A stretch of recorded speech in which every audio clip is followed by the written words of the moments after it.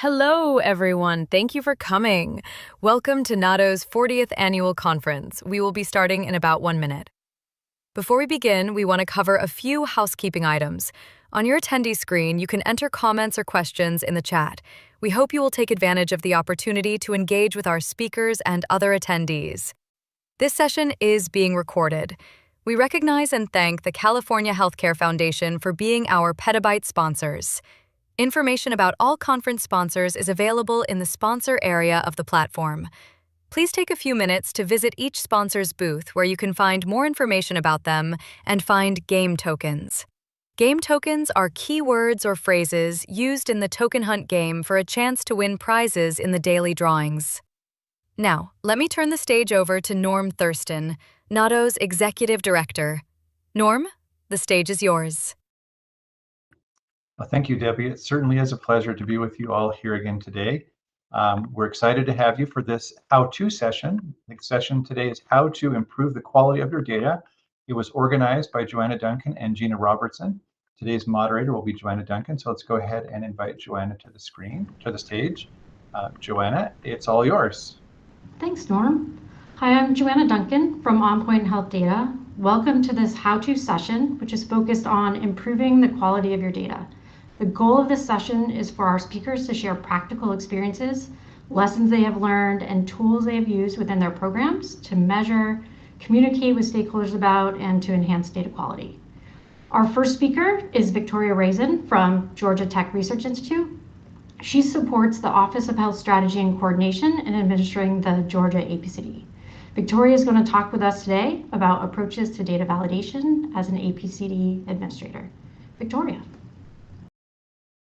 Hi, I'm Victoria Razin from the Georgia Tech Research Institute, or GTRI, which is the administrator for Georgia's APCD. I'm here to talk about how to support data quality checks as an APCD administrator. Just for fun, I thought I'd start off with one of my favorite comics. This XKCD comic, titled Exploits of a Mom, humorously highlights the risk of improper input validation to a database.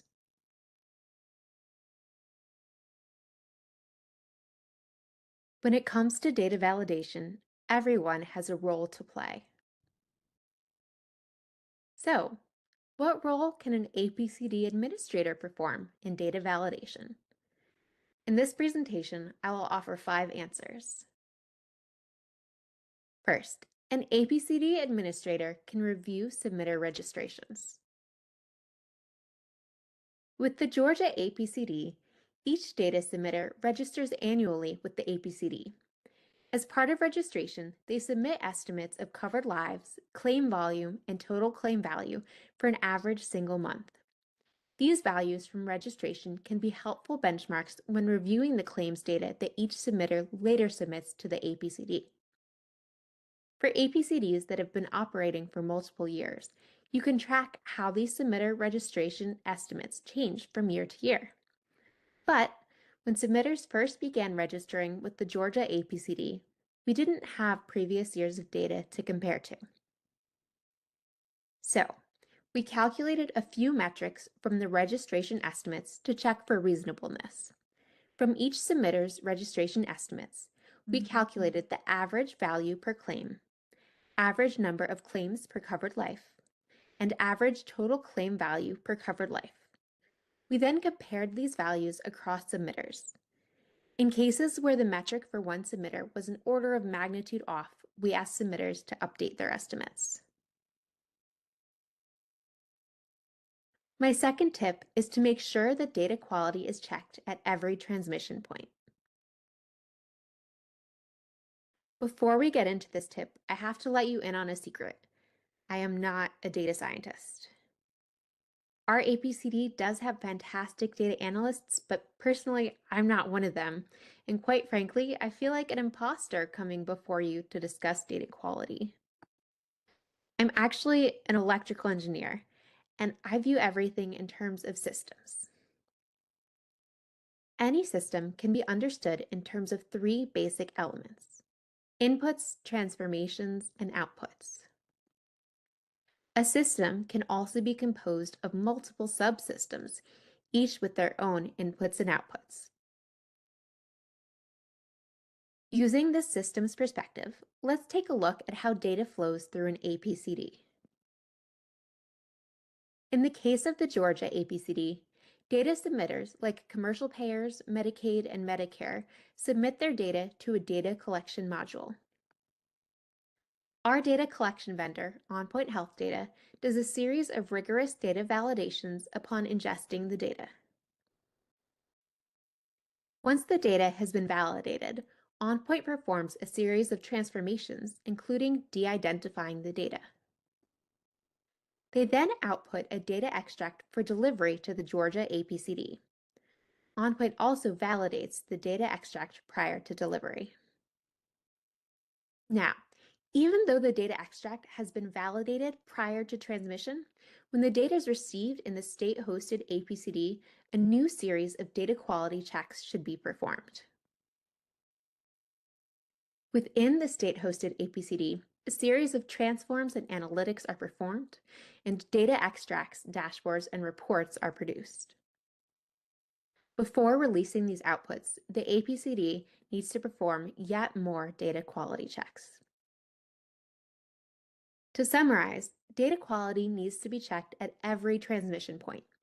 As an administrator, you may or may not be the one performing the data quality checks, but you need to make sure that data quality is checked every time the data changes hands, both at the inputs and outputs. A third way that APCD administrators can support data validation is to define completeness thresholds.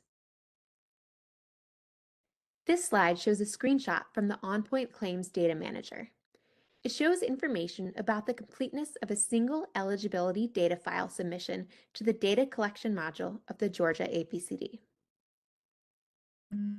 For each data element, there's a threshold for expected completeness.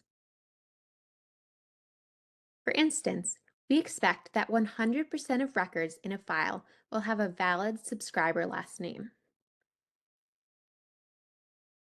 As an administrator, you can define completeness thresholds for each data field.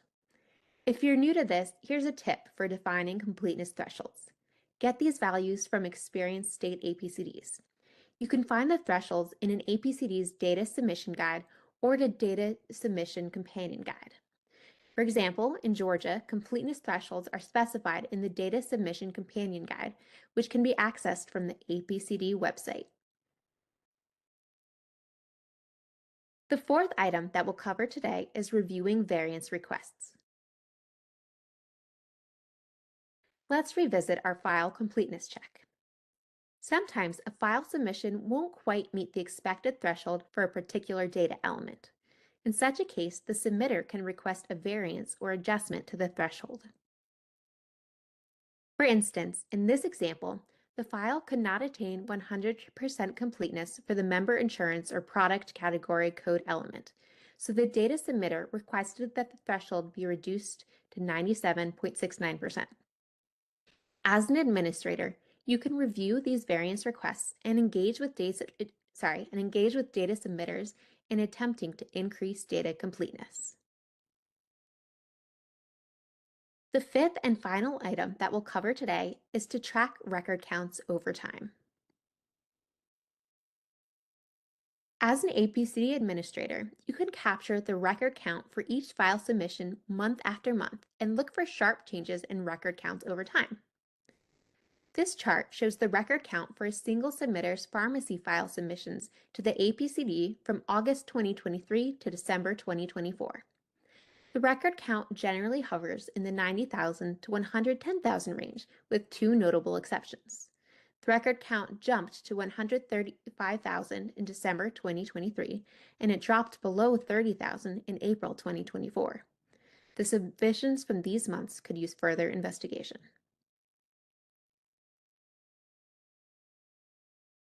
In summary, today we covered 5 ways that an APCD administrator can support data validation. They are: 1. Reviewing submitter registrations. 2. Ensuring data quality is checked at every data transmission point. 3. defining completeness thresholds. 4, reviewing variance requests. And 5, tracking record counts over time. Thank you. I'd like to thank the whole Georgia APCD team, and particularly to thank Bonita for your help in preparing this presentation, and thank you to all of you for watching. Thanks, Victoria. Appreciate that. What a great way to start off our session today. And I'd love to encourage the folks in the audience to put in questions right in the chat here for Victoria. And while we're waiting for them to type, I have a few for you. In your presentation, you gave a recommendation for defining completeness thresholds for data fields. Do you have any recommendations for folks for updating those completeness thresholds? Yes, thank you, Joanna. So in the presentation, I had suggested that when you're first setting your completeness thresholds, it would help to look at what other states have done and look at their data submission guides to get some initial values to use. Then over time, what you can do is track what the actual completeness values are.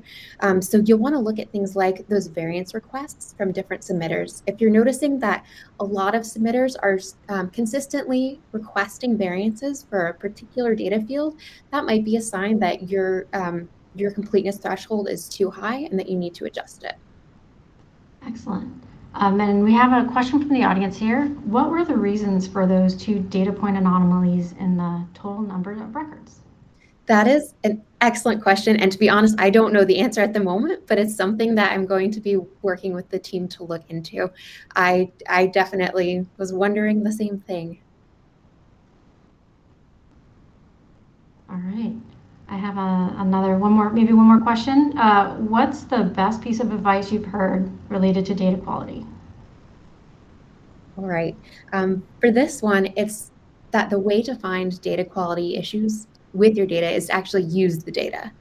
And this was something that I had heard, gosh, now I can't remember who I heard it from, but I think it's really important to consider when people are using the data, how will we find out about the data quality issues that end users have? And I think that sorry, I got distracted by the question at the bottom. I think that something that would be really beneficial for other APCDs to discuss as well is how we can transmit knowledge of data quality issues every step of the way. Perfect, thank you. And it looks like we have a question from Jasmine Neely. Does your team do data quality analysis directly, or do you work with a vendor? Thank you. So yes and yes. So our team does do data quality analysis ourselves in addition to a vendor that does data quality analysis. And that's one big piece is that anybody who touches the data should be doing some form of data quality analysis.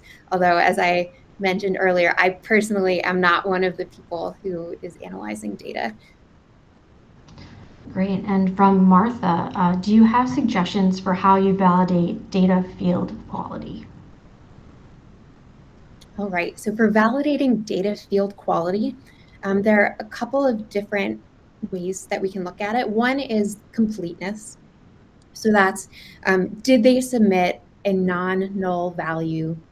Another is validation. So that would be, is this value within bounds that make sense?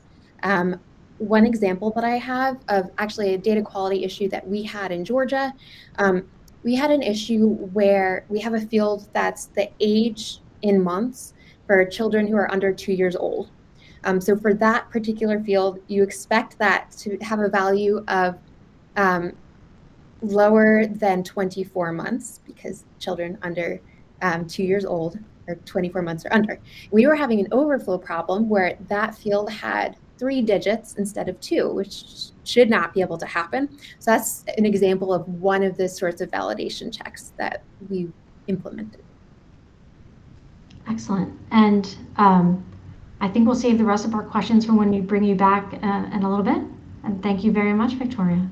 Thank you.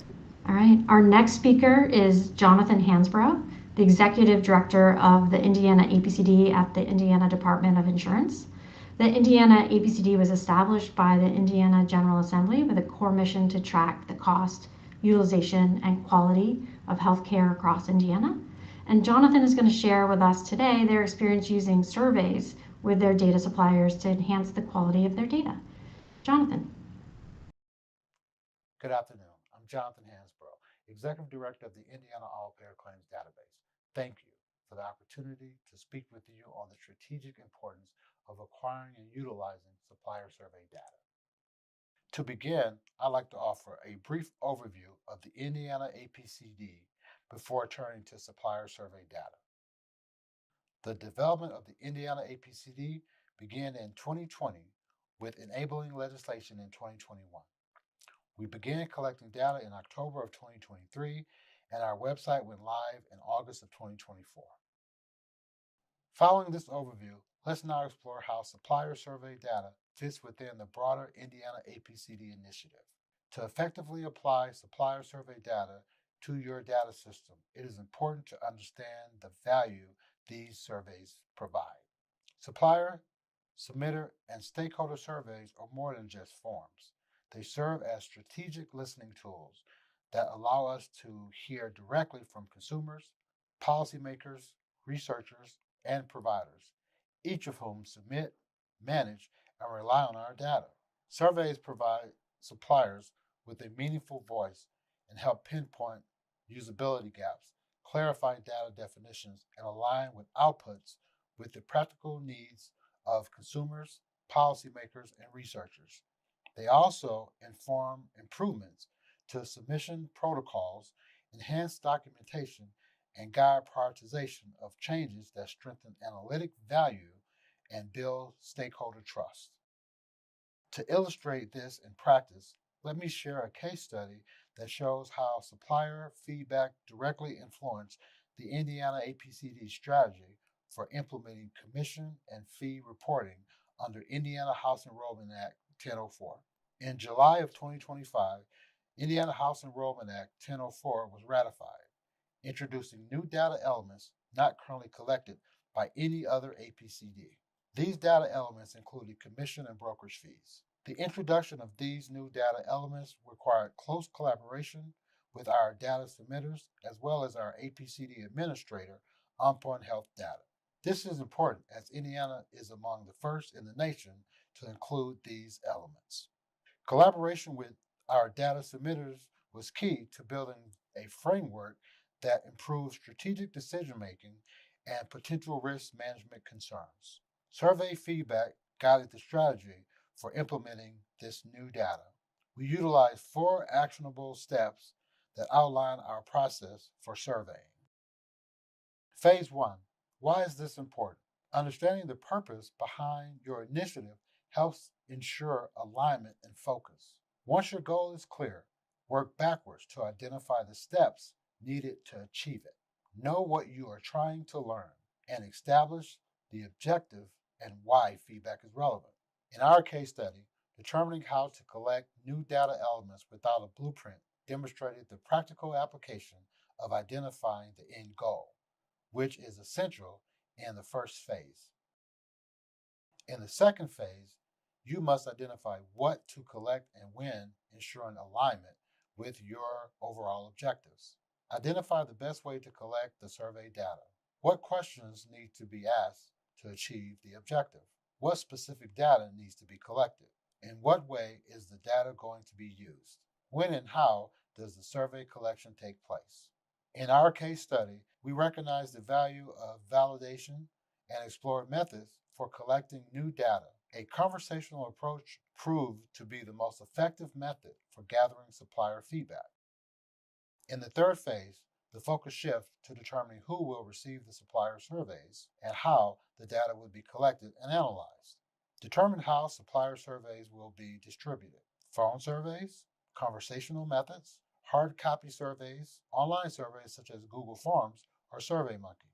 Pinpoint how survey data will be collected. Some examples include rating scales, open-ended questions, yes and no or checkboxes, or multiple choice options or polls. Begin surveying. Collectively brainstorming potential outcomes. Repeat as many times as needed. In our case study, Once our objective was defined and our groundwork established, we identified a select group of our largest submitters. We then met with these submitters individually to collect survey data. This approach allowed us to address any questions that needed immediate clarification. In the final phase, decide on the next steps, track responses, analyze data, share results. Where do we go from here with the collected survey data? Every survey result matters. It contributes to helping refine the design, strengthen the planning, and ensure you are fully ready for implementation. In our case study, submitted feedback helped refine our initial proposal, which involved using the existing common data layout and supplementing it with a new file containing commission-related elements. Additional feedback revealed significant complexity in group insurance commission data. Providers often negotiated fees directly with employers outside of carrier visibility. While we considered using the 5,500 forms, they lacked the necessary detail. Based on this input, we revised our approach, requesting aggregated commission figures, organizing data by group number or policy, avoiding unnecessary granularity. The proposed structure now includes percent of total plan premium sold, percent of flat member fees, total commission figures, group or policy identifiers, aligning the data strictly with statutory requirements, offering an 80-day implementation window post-guide release. We carefully considered all survey feedback, working to ensure that suppliers know their input is valued, trust is being built, and collaboration is being encouraged. The broader benefits we have received from supplier survey feedback have helped us with improving technical requirements, clarifying submission guide updates and timelines, building additional trust with data suppliers, identifying emerging needs before they become bottlenecks, fostering open communication, enhancing overall strategic decision-making. As we expand the Indiana APCD capabilities, we remain committed to transparency, responsiveness, and shared ownership of the data ecosystem. Supplier surveys remain central to our growth. They go beyond feedback. They lay the foundation for innovation. Together, we're setting a benchmark for collaborative, data-driven excellence in Indiana, and we're proud to be leading the way. Upcoming initiatives for the Indiana APCD include inclusion of commission and brokerage fees, inclusion of new external data sources, acceptance of data requests, implementation of Indiana APCD chatbot, new Indiana APCD marketing materials, and monthly data refreshes. I invite consumers, providers, researchers, and policymakers to stay engaged and share your unique insights. By working together, we can create systems that reflect the realities of care, costs, and outcomes across the nation. When we listen, we have the power to create something stronger, better, and more impactful. Thank you for being a part of this journey. Thanks, Jonathan. That was great. And again, I'd love to encourage the audience to send some questions to Jonathan. He's got some great experiences here that we'd love to share with you. So maybe kick us off.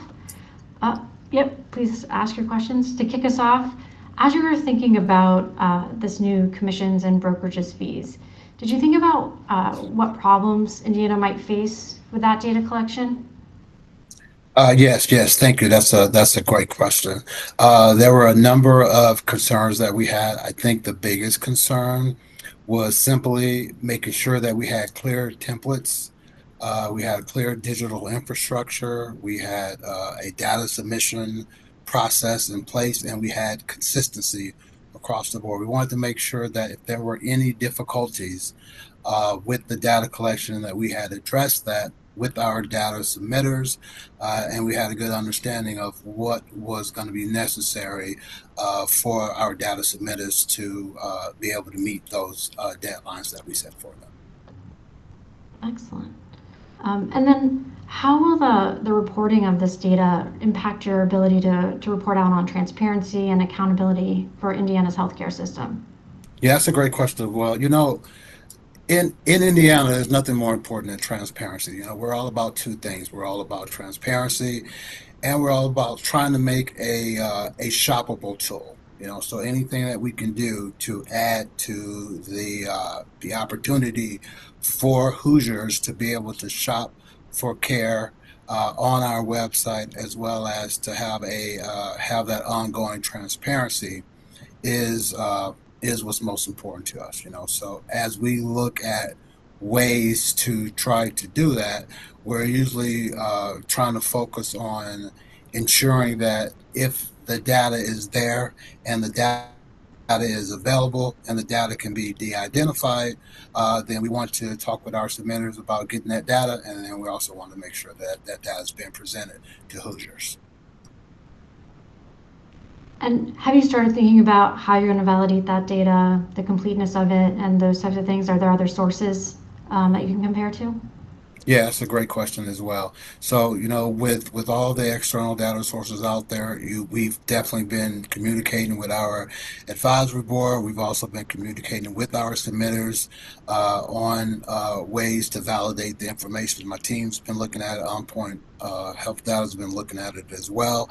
And I think really it's baby steps. It's one step at a time and trying to make sure that, number one, that we're bringing in the data correctly. While validating that data as we bring it in. So yeah, there's a lot of things still ahead of us. We're looking at introducing the submission guide to our submitters and our stakeholders here within the next month. And I think once we get that off the ground, we'll start looking a little bit closer at some of the additional validations that might need to be in place. But yeah, we're really excited about where we are right now in terms of getting this off the ground. Great, and we've got a question here from Gloria. It says, hi, are you considering adding provider ownership information, as this would be interesting alongside price and quality data? Yes, absolutely. We're definitely considering adding provider ownership information. In fact, we've talked a little bit about the different levels that this data can be utilized at. So whether it's looking at it from an employer standpoint or looking at it from the insurance company standpoint, getting more granular is always the focal point for Indiana. And so, yes, we're definitely looking at that. And again, want to encourage everyone to continue to send the questions. And maybe one more. How did you decide which providers were sent the surveys? Oh, wow, that's a great question. So, one of the biggest focal points that I had was trying to get the information to as many of the data suppliers as well. So not just our large suppliers, but our small suppliers as well. So the first thing we did was we looked at those large suppliers first, and then we reached out to the 4 or 5 largest suppliers that we had. And then after that, we talked with a couple of the associations that are that a lot of those smaller suppliers are associated with, and then got some feedback. For example, the Insurance Institute of Indiana. We have a lot of smaller a lot of smaller submitters, payers, if you will, that are members of the Insurance Institute. So, that was definitely a resource that we had access to that we definitely wanted to utilize. So it was just about getting the word out to as many as possible. There's also a National Association of Insurance Benefits. I think that's the right term for them. Insurance benefits and professionals. Another smaller organization that a lot of our larger organization, but a lot of our smaller payers are part of that organization as well. So we reached out to them too. So reached directly out to the larger organizations, and then since there were so many smaller organizations that are submitting, small amounts of data, we targeted those associations, talked with them, and made sure that we're able to get the word out to as many of our payers as possible. And then we're also planning a educational session with all of our payers in early December that will allow them to ask additional questions before we go live in January with the new requirements. Excellent. Thank you for all that wonderful information. And please keep thinking about your questions for Jonathan and for Victoria. We'll be bringing them back shortly. And why don't we move on to Lorie? All right. So our final speaker today is Lorie Geryk, the Senior Program Manager of the Washington APCD. That's administered by the Healthcare Authority. Lorie is an advocate for ensuring data is communicating the right information to stakeholders, and today is talking with us about building trust in public reporting. And Lorie. Good day, everyone. Appreciate you joining today. My name is Lorie, Geryk, and I'm excited to talk about the Washington All-Payer Claims Database program, and specifically the activity to have providers review their cost and quality data before we include it in public reporting. We feel this activity is a crucial aspect of healthcare data validation before it's released for reporting purposes. Over the next few minutes, I'll explain what the APCD is, why this review process matters, the key steps involved, and share some practical tips to help you or your organization start implementing your own provider review period. First, let's start with the Washington All-Payer Claims Database and our public-facing website. The WAPCD is a state-level and state-mandated database that collects healthcare claims data from multiple payers, private insurers, Medicaid, Medicare. We have school employees and public employees and workers' comp claims. We capture everything from medical, pharmacy, and dental claims to enrollment and provider details. The goal is to provide insights into costs, utilization, quality, and equity in healthcare in Washington. As of 2025, the APCD Council website shows that 25 states have operational APCDs, with more interested in developing one. So my hope is that this presentation helps you understand what we do in Washington to have providers review their data before we publish it, and hope you take away some specific tips or practices that you may want to borrow from us for your program. So here's the catch. APCD data often gets used for public reports on provider performance, like hospital prices and quality metrics. If it's inaccurate, it can mislead consumers, it can negatively impact provider reputations, and undermine policy decisions. That's where the provider review process comes in. It's a safeguard for the data, an opportunity to catch errors, and one of the many validation activities to ensure data accuracy before anything is reported to the public. Why does this matter? Reviews allow for data checking, and they build credibility, reduce surprises, and foster collaboration between states and providers. Incorporating provider feedback leads to more reliable data and stronger stakeholder buy-in. Not all APCDs mandate this review, but where it's done, it advances what we are all striving for, using APCD data to help drive better care, better health, and lower costs. Essentially, in Washington, medical practices, hospitals, and ambulatory surgery or outpatient diagnostic centers can log into a portal to view their quality and/or cost performance results, and if they find errors, they're able to request corrections. What measures does Washington include in its public reporting? 3 kinds of metrics are reported: quality measures for medical practices, quality measures for hospitals, procedure cost measures for hospitals and facilities. And these next few slides walk us through a search for a doctor near you, so you can see that quality scores are rolled up into star ratings. So in this example, we are searching on a zip code to find doctors nearby. And we can scroll down to compare quality ratings and also drill deeper to see a medical practice's quality ratings on individual measures. Cost, if you search on breast cancer diagnostic mammogram, for example, and put in your zip code, and you can scroll down to compare the typical price for various medical centers near you. We have come a long way since we started wrapping our heads around how best to organize and conduct the review and reconsideration period, as it's called. And I want to state for the record, when we were undertaking identifying providers in Washington and painstakingly listing hospitals and practices to identify contacts and to verify location information, the work was not restful or relaxing, the only R&R I had known before this. And one important tip I provide later on is making sure you adequately resource for this undertaking. This slide just notes that our R&R is legislatively mandated, and we are required to allow providers the opportunity to review their data, and we're required to correct errors.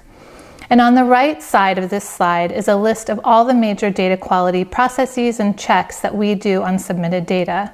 So completeness checks, submitter attestation, metric reviews, and R&R at the end there. Not because it's less important, it's one of the very many important checks that we do.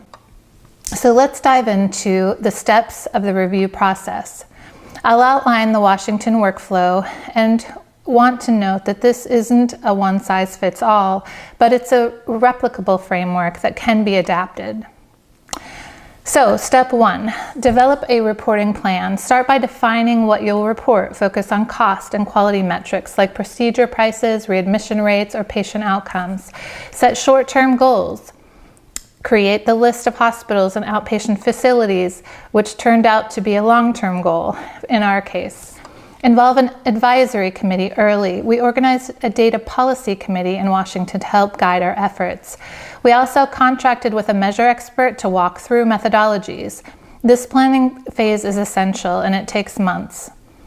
Step 2, engage stakeholders broadly. Don't go it alone. Reach out to providers, to researchers, to experts, and states who do this type of review. Set up meetings and work groups or one-on-one sessions. Explain what data will be used, how it will be calculated. For example, are you using standard episode groupers? And how will it be validated? In Washington, we made sure to always have someone sit on our statewide Common Measure Committee, where they collaborate with providers and other experts to decide on quality measure adoption for the state. So make educational materials, talking points, FAQs, to address concerns about privacy or methodology. Engagement should be ongoing, not a one-off. Step 3, assess and validate data quality iteratively. Before any preview, clean the data. So at intake, check submissions for completeness and all of the steps that you have in place. They're really important initial steps. Step 4, conduct the preview period. This is the heart of the provider involvement. Share draft reports with affected providers, facilities, physicians, or groups for a set time, typically 30 days. Time for the reviewers to flag inaccuracies and for your team to request clarifications. There needs to be a back and forth communication period. Provide clear instructions. So what can they challenge? Example, like data errors versus methodology disagreements. And how to submit feedback. We use a secure portal for access, and we've made improvements over time to the process with the help of provider feedback. This is really the step that prevents errors from going public and shows transparency. Step 5, finalize and release, then iterate.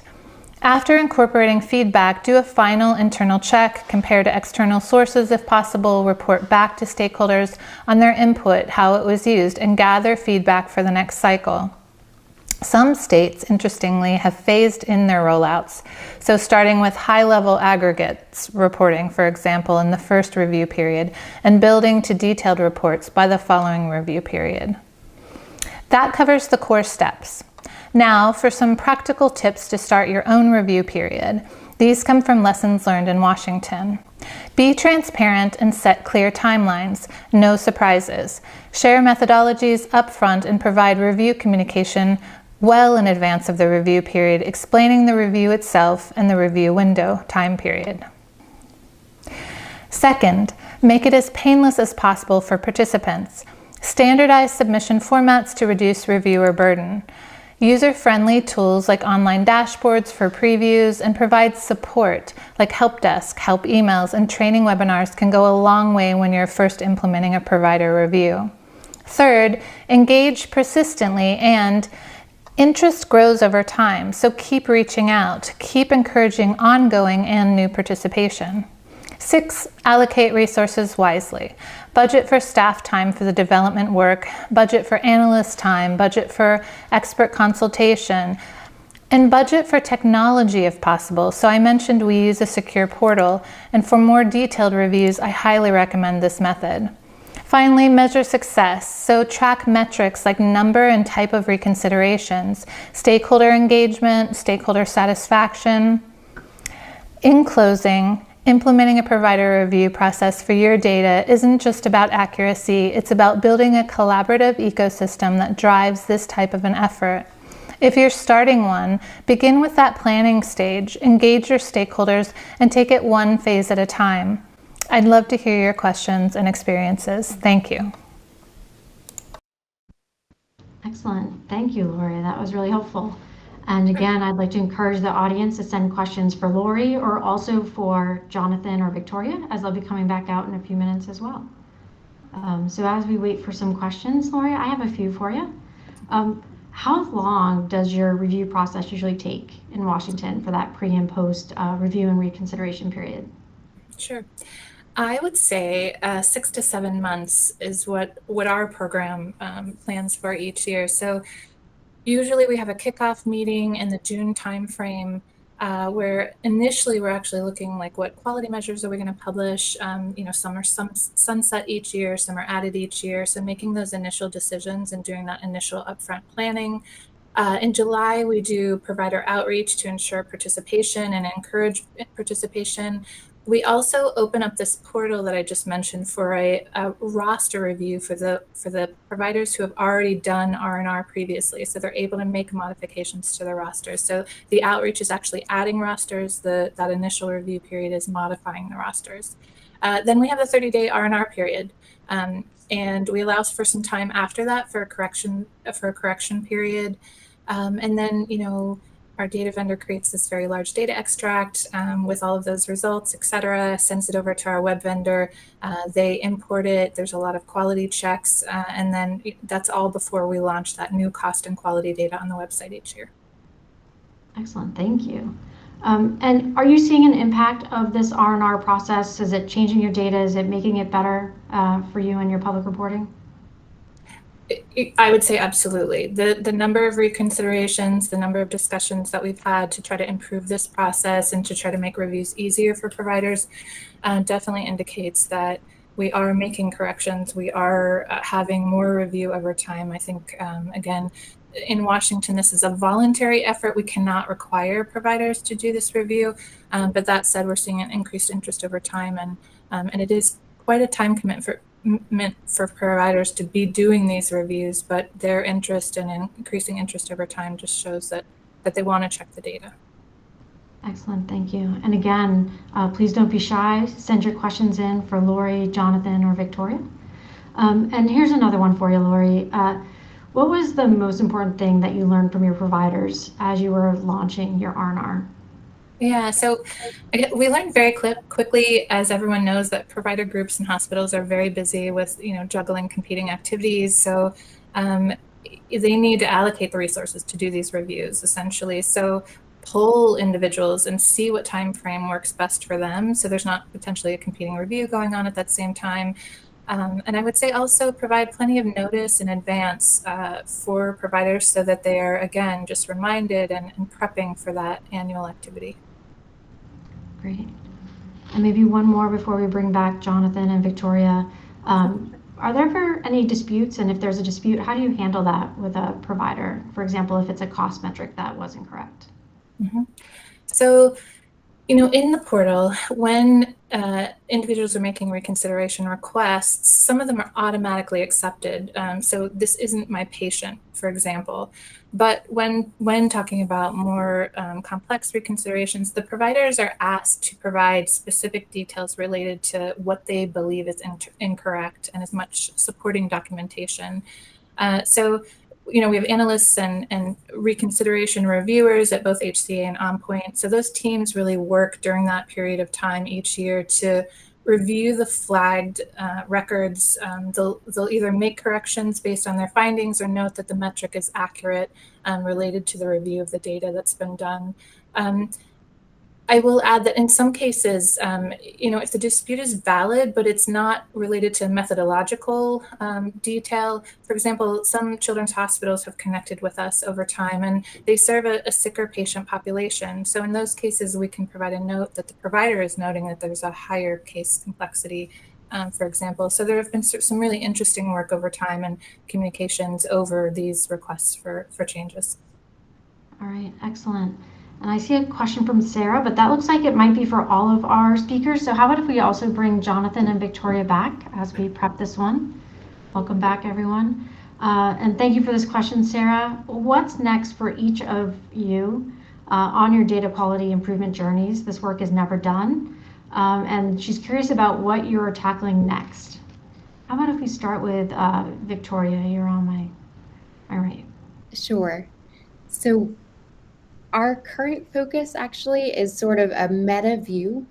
We want to collect and document just the list of what quality checks are being performed at every point of the process, because before we can really improve our data quality checks, we want to take stock of where we're at right now. So that's what's next on the horizon for us. Excellent. Jonathan, do you want to go next? Yes. For us, it goes back to making our APCD more of a shoppable tool. So anything that we can do to advance that is the most important to us. So if that means us getting closer or as close as we possibly can to real-time data to make sure that we're receiving that information and presenting that information to Hoosiers timely, and then looking at what validation would be required to get that information as close to real time as possible is kind of what our focal point is. So a lot of that validation goes back to just trying to make sure that we're presenting that tool that Hoosiers can use to compare healthcare plans as well as compare their providers. Excellent, thank you. And Lorie? Certainly. So in Washington, over the years, we've offered several opportunities for providers to let us know, to provide input into improving our portal and the process for review. So we are, planning in the development stages of putting another one out there, really for an opportunity for providers to be able to provide additional feedback for us to make those tweaks. And again, that gets back to the importance of a lot of the work that we do is iterative, and it's something, it's not a one-off. It's something we should be reconnecting with our whoever it is that is undertaking that activity with us. Great, thank you. Yeah, one of the things that we're trying to accomplish is monthly data refreshes. I know that's something that's not going on anywhere else. I think that that obviously gets us closer, and it kind of speeds up some of the validation processes that we have right now, and we understand that. But if we're ensuring that if we're a month to 2 months in lag time, and we're able to validate that data, get that data through, and then get that data presented to Hoosiers even faster, that's really our focal point here. Excellent. And looks like we have a question from Gloria. I think this one might be for you, Lorie. Do you primarily use public quality data such as CMS data or custom quality metrics? Do you mind repeating that? Asking the source of our quality measures that we... Yeah, do you primarily use public quality data such as CMS data or custom quality metrics? Sure. So again, this gets back to the quality measure set that's adopted and modified each year in Washington. So there's a committee that we look to, and we're actually statutorily required to replicate that measure list on our public reporting side. And so NCQA measures, we also have some stewards in Washington of different quality measures that actually submit those rates each year to the program to incorporate into the very large data extract that I just mentioned that we import into the website for that cost and quality reporting each year. So various sources. And again, there's kind of this source of truth that we go to each year, and to see which measures were sunset and which are being adopted for our incorporation into our public reporting. So thanks for that question. All right. Please continue to send your questions. I have one more for the group here. Knowing what you know today, what do you wish you had known or done when you first implemented your APCD that would have impacted data quality?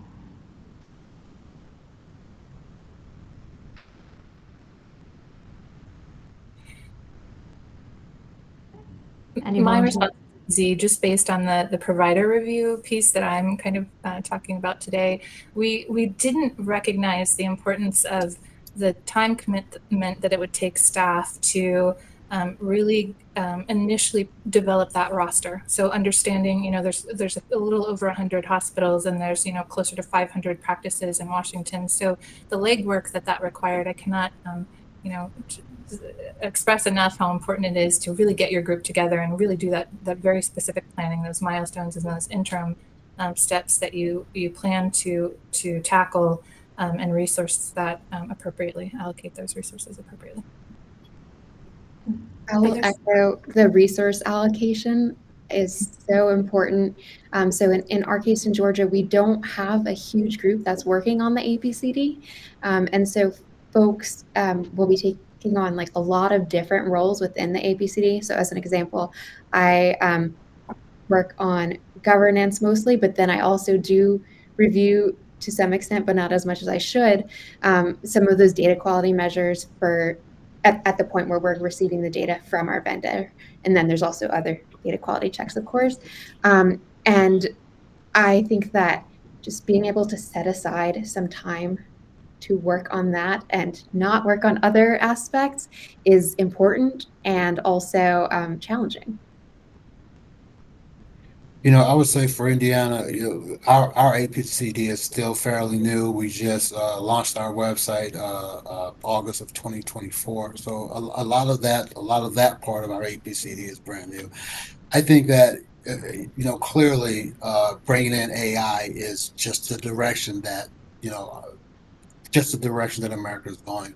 I would have liked to have seen AI from the very beginning of our APC rather than trying to implement it later on. So if there's anything, not so much from the data validation standpoint, but just the moving forward standpoint and lessons learned, looking back was definitely making sure that when a person looks at an APCD, there's so much information that we have access to, that data analysts have access to, that the average person that needs a whatever surgery or service that they need out there don't have access to, that could definitely be helpful to them. So I think utilizing something like AI that can bring a lot more information, the identified information, of course, a lot more information rather than 60 or 70 services, but all of those services right off the bat would have been something that would have been very useful for us at the onset of all this. Great, thank you. And we have a question from Morgan. It looks like this one's for Lorie.